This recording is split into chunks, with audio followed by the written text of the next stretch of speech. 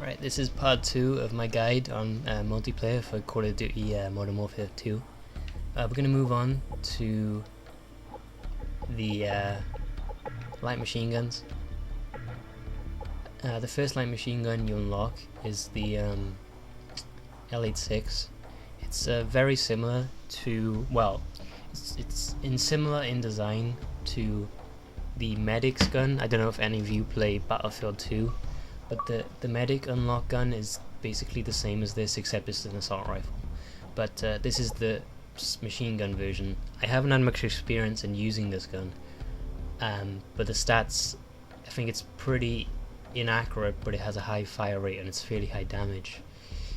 So I wouldn't recommend using it though. The RPD, obviously another reappearance from Modern Warfare 1. It's fairly high damage, good fire rate for a machine gun, well, fairly good anyway, and average accuracy. It's probably the gun you're going to want to use until you unlock the AUG, which I'll go on to in a minute. The RPD is not bad. The MG4, it's a kind of gun that has spits out bullets really fast, but they don't do that much damage. So I wouldn't recommend this one. If you are going to use this gun, which you really don't see many people using it, you can't use stopping power on it because the damage is so low. The AUG is my personal favourite machine gun. Obviously it's one of my favourite guns as well because it's so good. The accuracy, damage and the range were all fantastic. The fire rate's not bad as well. The funny thing about this gun, it's more like an assault rifle than a machine gun. However, it uses a it doesn't use like a box clip. It uses like a magazine, and if you put grip on this, the accuracy of this gun is just like a sniper rifle. It's really good, and the iron sights I find are really good. So you don't have to use like a red dot sight on it or a holographic sight, because the iron sights are just fantastic. So you can just put, you don't have to use bling then, I suppose, because you can just put grip on and then you're done. So that's probably the best machine gun. The M240, very similar to the MG4. It's basically the same gun. I mean, they look very similar as well. They have the same stats, slightly different maybe. I think they swap accuracy for fire rate, the last one does, but the same thing with that. If you're going to use a gun like this, use stopping power with it because the damage is really bad. And obviously with all machine guns, apart from the AUG, you're going to want to use sleight of hand with every single box magazine machine gun, because the reload is going to be too long. The AUG you don't necessarily have to because the reload is really fast.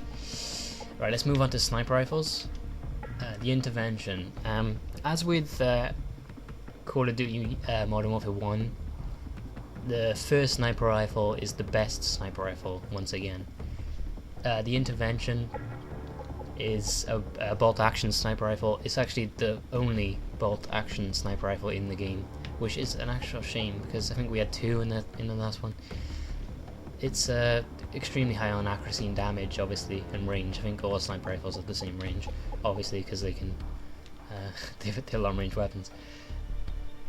The fire rate is obviously the lowest because it's a bolt action sniper rifle, but this is the only gun, I think it is anyway, I'm not sure about this, but I think it's the only gun in the game that can actually kill someone one shot. All the other sniper rifles usually take two unless you're lucky. I think the Beret might be able to take him down one shot, but usually with the Beret you find that you're taking him down two, and even though they have the same damage, it's really strange. The intervention, yeah, best sniper rifle. The Beret is a semi-automatic sniper rifle, and it's got, I think it's 6 bullets.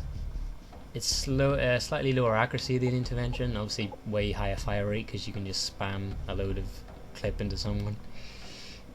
It's probably weaker than the Modern Warfare 1 version.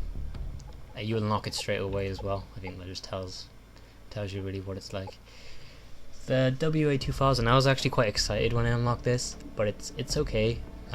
It's less damaging than the Beret, so I've actually had to take someone down with 3 shots before, which is quite annoying. Very similar to the Beret. or barrette, however you say it. I think I'm pronouncing that wrong. It's got better accuracy. This is a gun you might want to use with an ACOG scope for like medium range matches. It kind of looks a bit weird, but it's not bad, I suppose.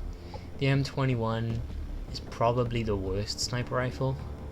It has lower accuracy and damage than all the sniper rifles, all the other sniper rifles. But it has like it has a fairly high fire rate. But if you compare it to the Beret, I mean, Beret has higher everything. So I wouldn't recommend. The M21 is actually the same gun. It looks a lot different, but it's the same gun of Modern Warfare 1. The M21, the sniper. The Riot Shield. I will say about this. The Riot Shield is actually great for objective-based games. Like a great game to use this on is what's it called? Domination, because you can just charge up to the enemy, crouch with your Riot Shield right in front of them, and you can capture the point without actually having to kill anyone, and they can't kill you. So it's fantastic for that. What I find as well is another great tactic is if you put Marathon and Lightweight and Commando on, and then you have a pistol with a knife attached to it, then you can just switch to your pistol, have the Riot Shield protecting your back, and just go around knifing people. That's another good tactic with the Riot Shield. However, the Riot Shield does slow you down because it's quite heavy. That's a bad point about it.